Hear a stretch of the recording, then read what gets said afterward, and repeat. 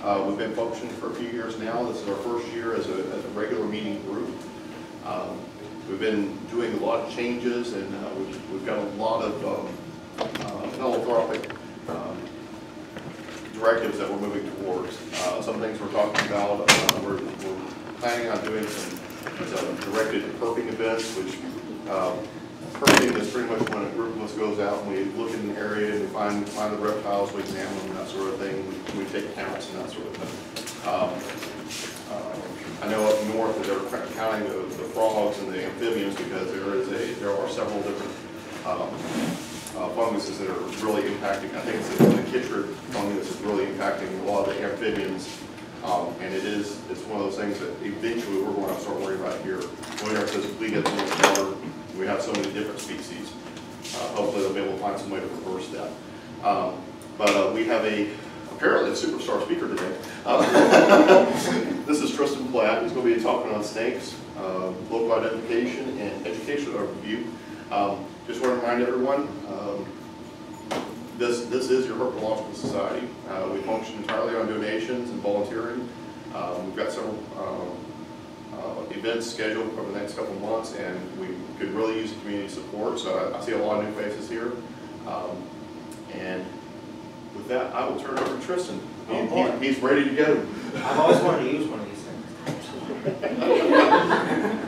All right, so this is just going to be like a basic overview of, I guess, snakes in general, at least for the first part, and then I'm going to move on. I've included almost every single species in this, like found in this area.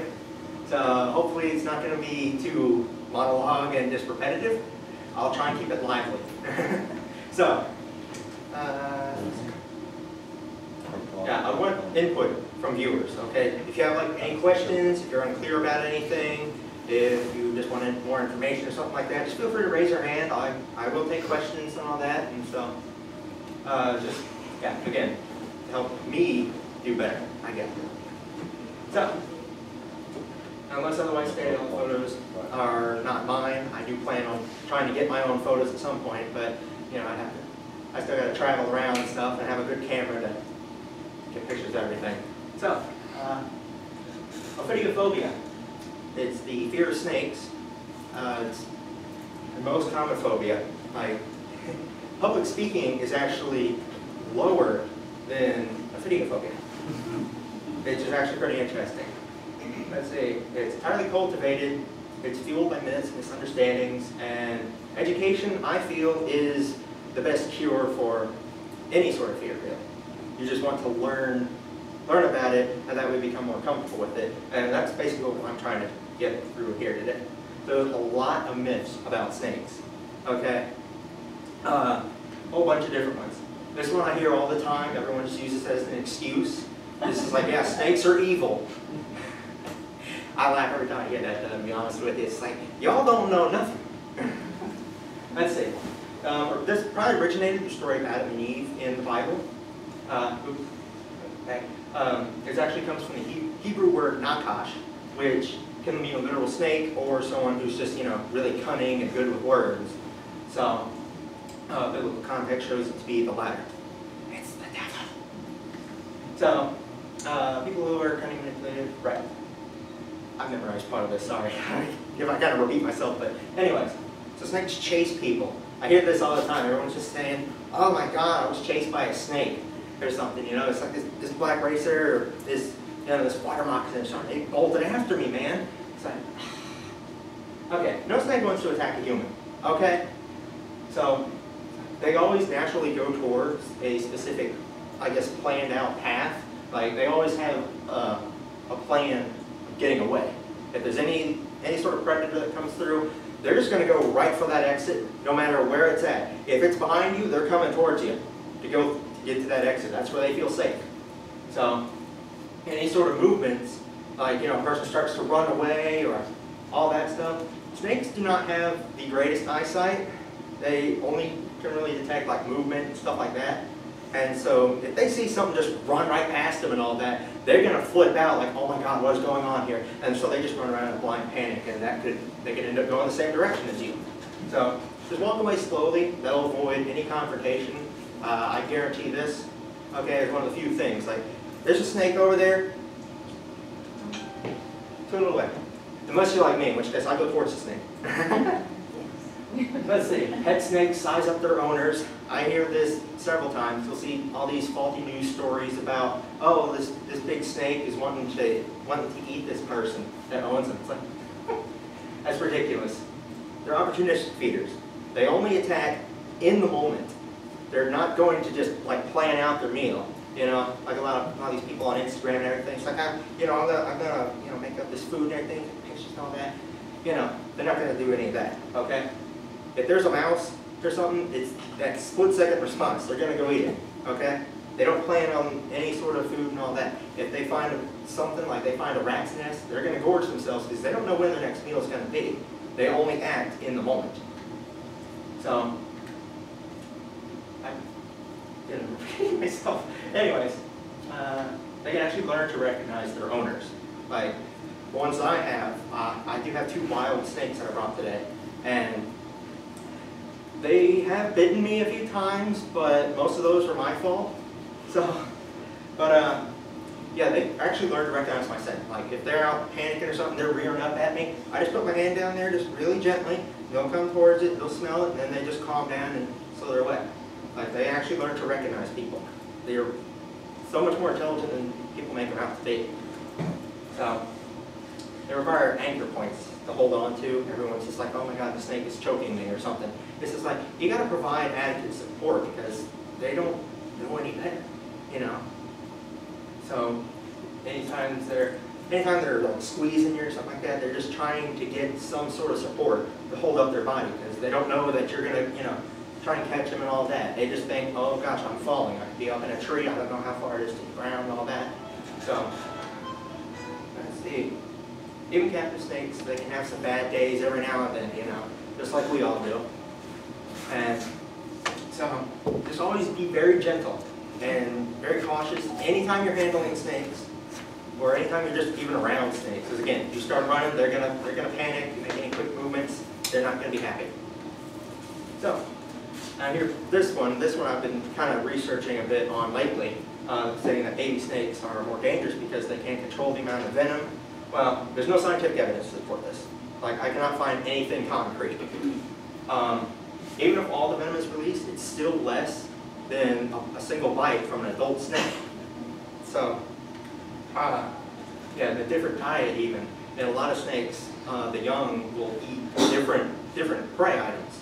Like if they're adults, they'll only eat like rats and stuff like that. But if they're babies, they'll just try to eat frogs, lizards, stuff like that.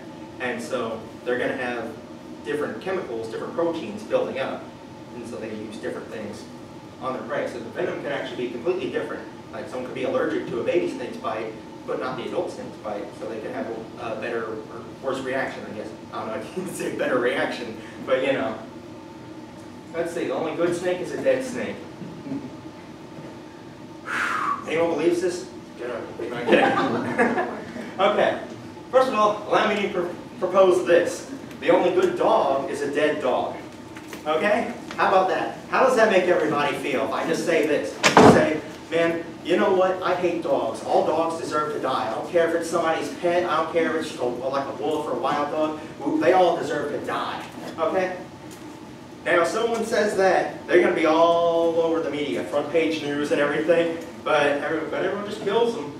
And the thing is, that's how you feel whenever I say the only good dog is a dead dog. That's how I feel whenever someone says the same thing about snakes.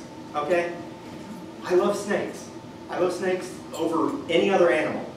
So, snakes are like all animals in the wild. They are completely vital to upholding an ecosystem, the natural balance of things.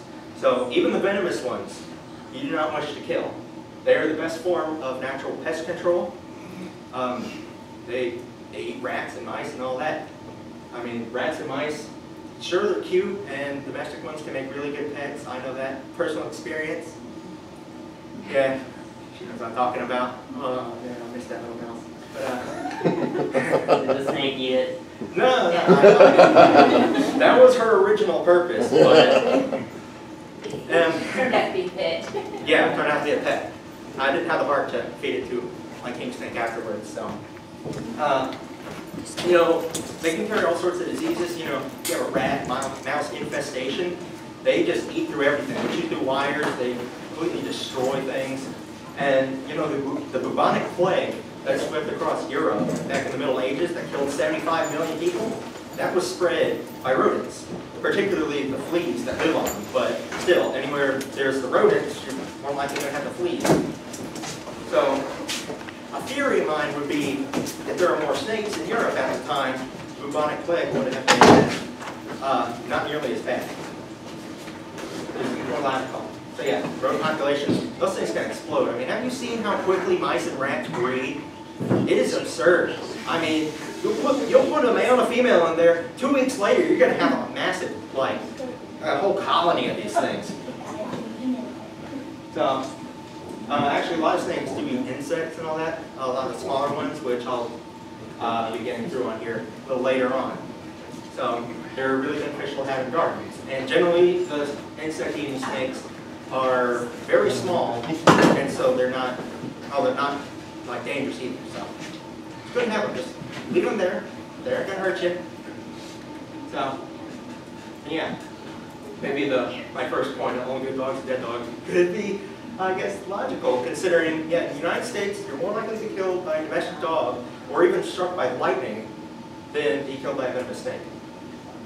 So, y'all, I don't know what y'all might have heard, but these are the facts, y'all. Again, they want to avoid people as much as possible. So, you leave them alone, they'll leave you alone. That's, you know, everything's even Steven. So now in the general education part, we're going through the major snake families. Now, there are 5 of them that are like super major.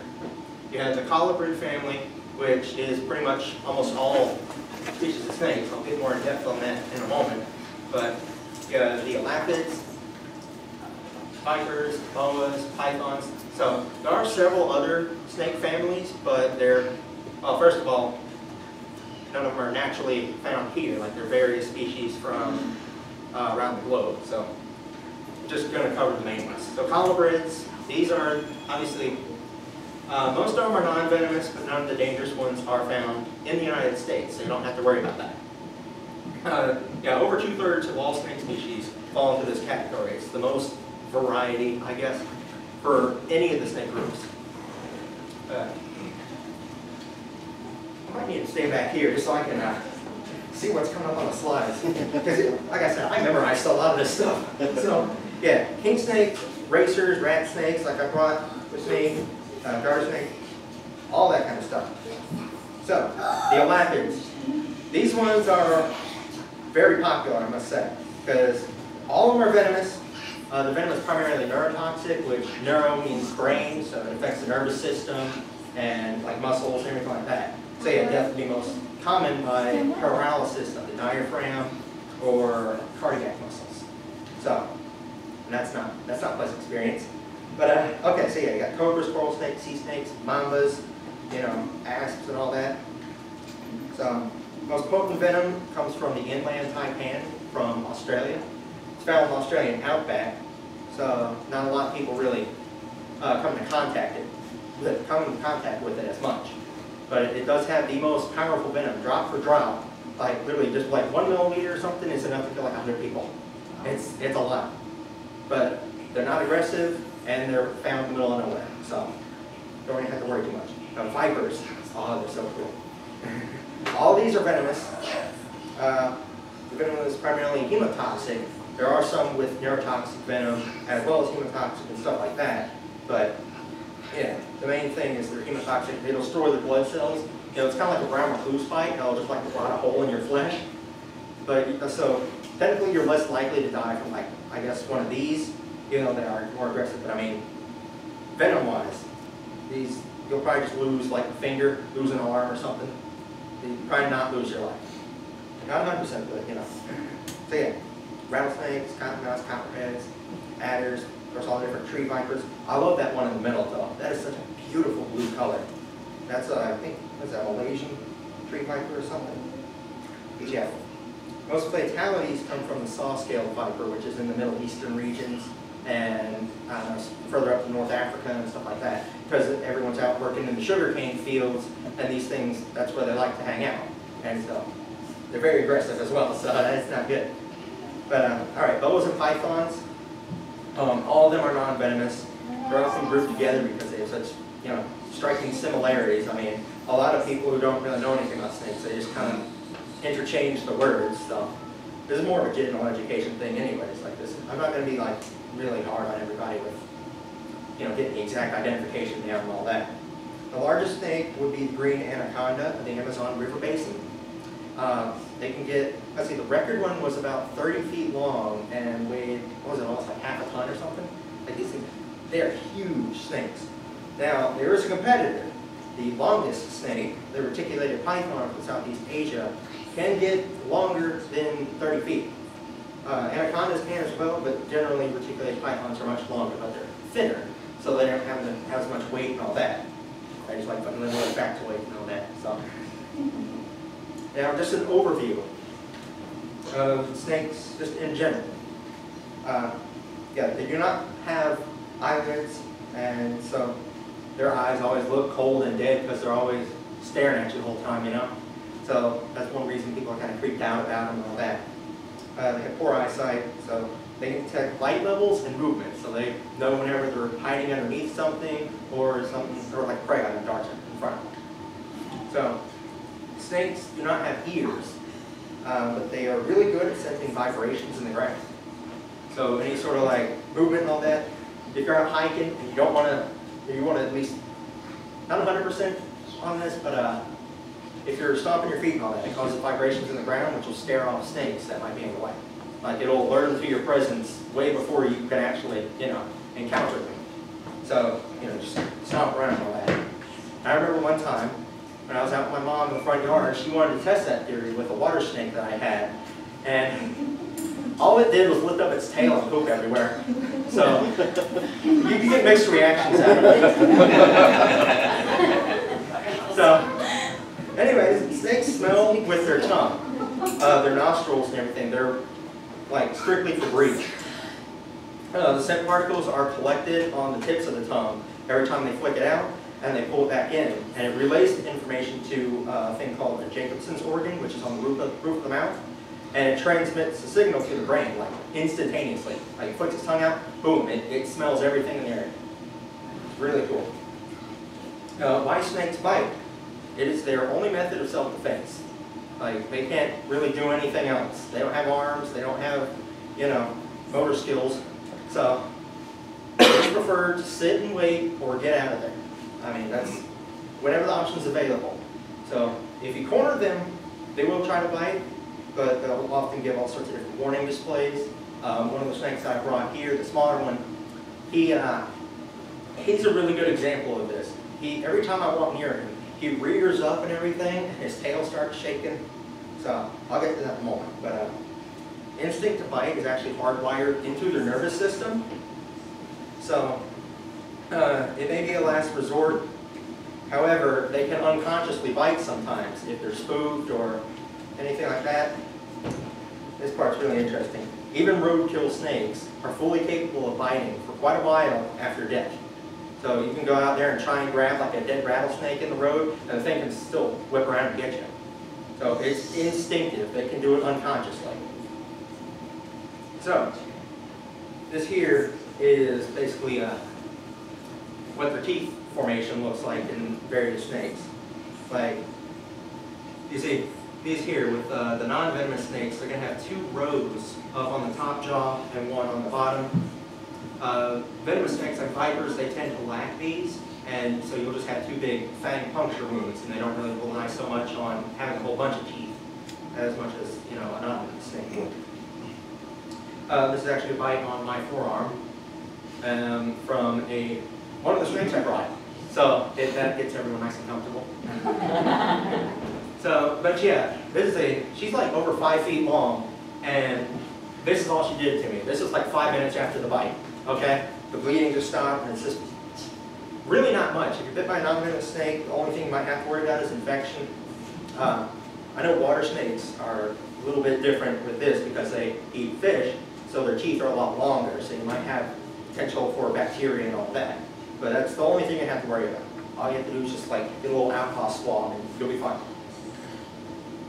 Now, heat sensing pits are something, let's see, they're only found in certain groups of like vipers, boas, and pythons. The pits are located in the snake's face, like right between the eye and the nose. Let's see, they're actually more accurate than military-grade technology. Like, they can detect the slightest temperature change. It is so cool. So they can hunt, like, in the middle of the night. And so here we have a ball python. You see, they have a whole bunch of pits right on the sides. They can just kind of, they have a whole heat sense of everything around them. This here is a rattlesnake that has just one on each side. They're still both very active, of course. Now, shedding their skin is something that snakes love to do. I actually brought a few sheds over here. Happens several times a year, mostly during spring, because that's when they're growing the most. So there's like a bluish color oil that they secrete between their old skin and new skin, and it kind of just helps slide off the skin whenever it's ready. So makes them obviously less vibrant, so they aren't as pretty and shiny until they shed, which they are. That's really cool. But yeah, their eyes get like a cloudy blue color and stuff like that. Moist environments and rough surfaces, these are really good if you have pet snakes. If you see that their eyes are getting blue, that means they're probably going to shed within the next week or two. So you just want to try and get a lot of moisture in there and have rough surfaces, because that's how they, break off the bit of skin. But after they get it, a healthy snake is going to shed everything off in one piece. This isn't actually one of my snakes. This is just one I found that is in perfect condition. This thing is actually 4 feet long exactly. That's why I thought it was the coolest thing. Now this is from a rat snake, because you can still tell. You can see the little square patterns and everything going down the back. So, where's it go? So you can see the bluish color around the eyes, and there's a little garter snake slipping out of its skin. It's so cool. So yeah, they can't see as well, so it's even worse for their eyesight, and so they're obviously going to be more scared and more aggressive towards a potential predator. So it's not good to handle a snake during the shedding process, because you increase the likelihood of getting bit. Now, poisonous or venomous. Everyone has some sort of struggle with this, okay? I'm not going to hound you on it. I just want you to know if a snake is dangerous or not.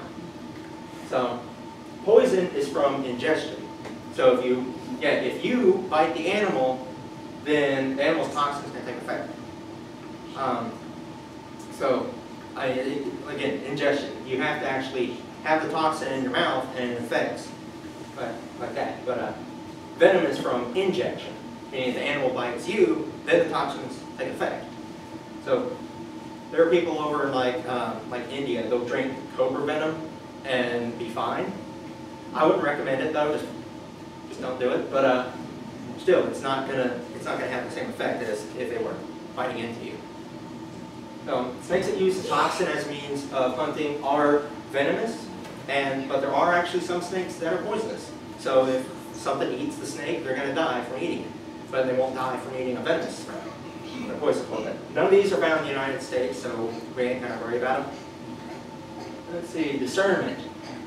Now, the best way to distinguish, whenever you've heard, is you want to learn every individual species. It sounds like a lot, but there's just no way to really 100% guarantee that all these little rhymes and little tricks and stuff like that, there's no way to necessarily determine that for 100%.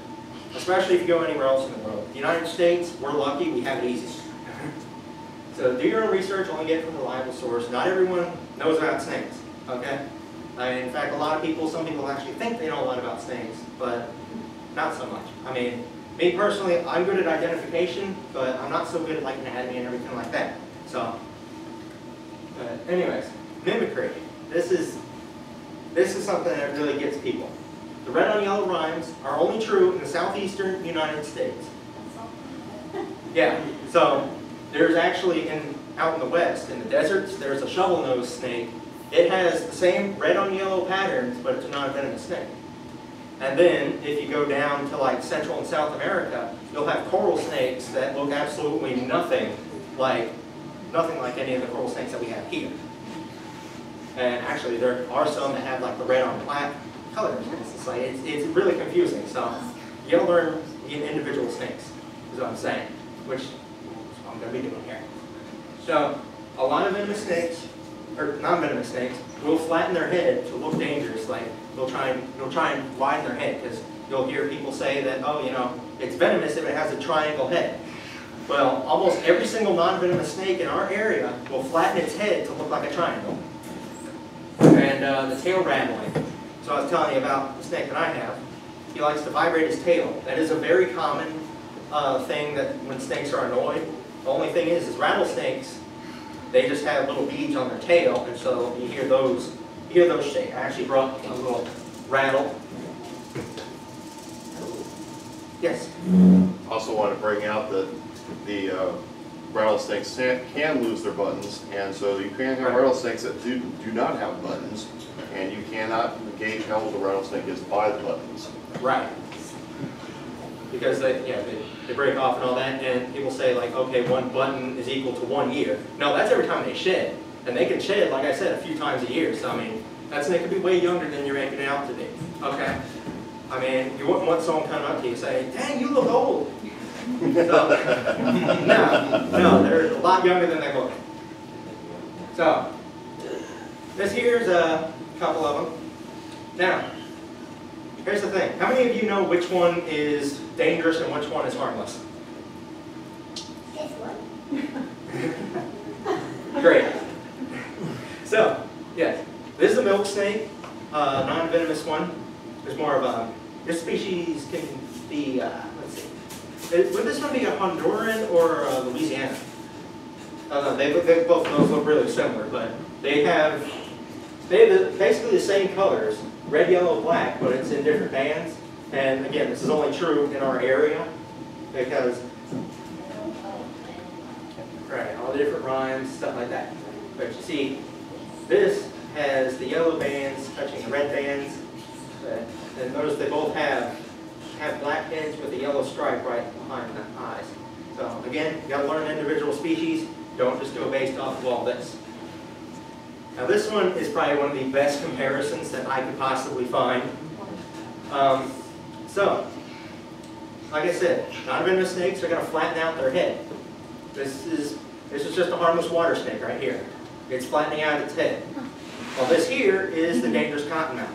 We have both of these in our area, and a lot of harmless water snakes die because people think that they're cottonmouth.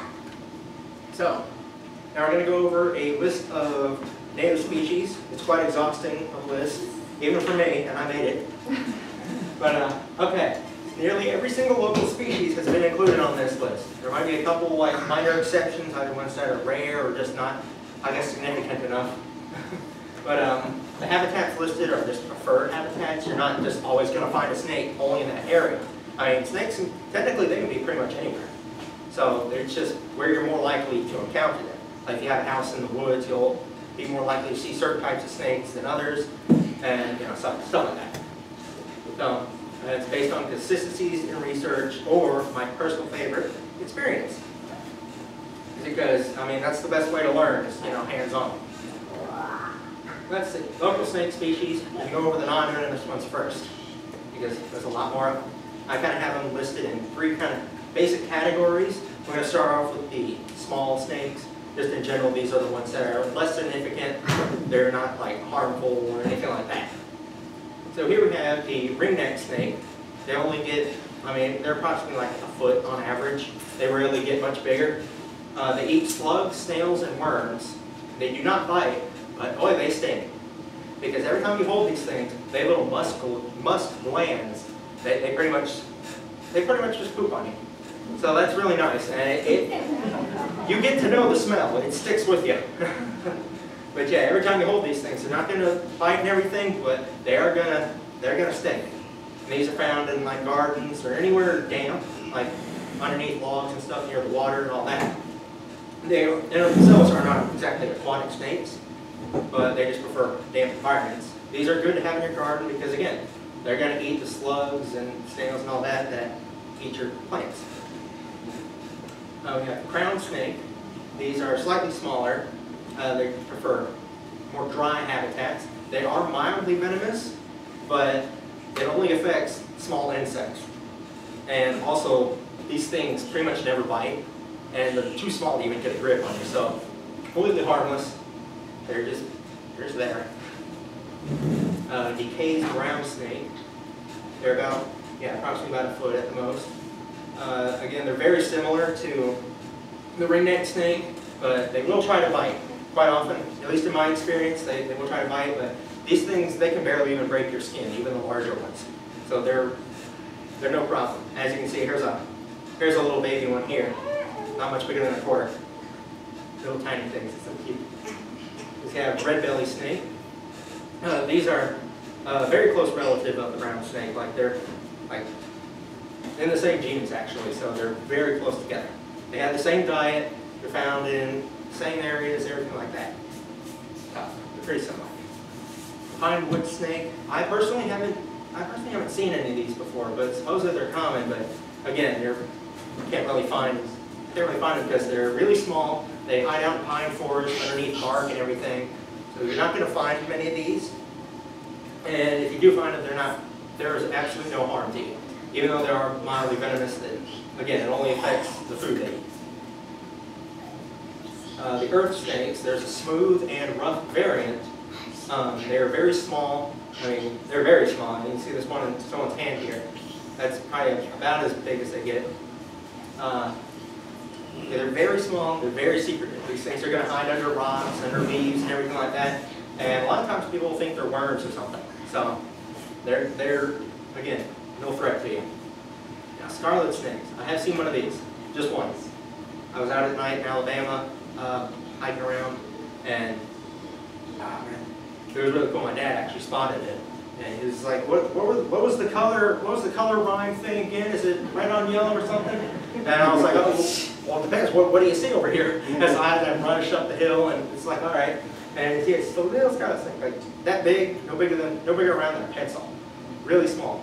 But yeah, they're coral snake mimics, but the white, their entire belly is white instead of, the bands going all the way around.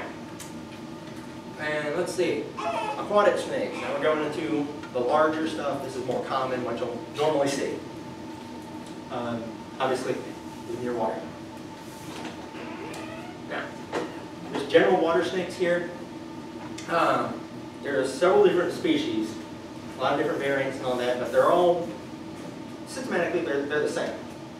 They're often about 2 to 5 feet. You can get some that are bigger, maybe up to 6 feet and all that. I have found just a few of them that are that big. Some get slightly bigger than others, but for the most part, they're going to be around the same thing. They have large teeth, again, because they eat fish. They got to hold on to those fish. So if they bite you, they can leave some somewhat deep puncture wounds, but it's nothing to fret over. Let's see. There's a brown water snake. These things, I've only seen one. It was just on the river. I didn't catch it because I didn't want to take the boat over there. I'm trying to go punch you with this thing. Let's see. So yeah, a lot of the different water snakes, they are confused with water moccasins. People just kill them just as routine. It's kind of annoying.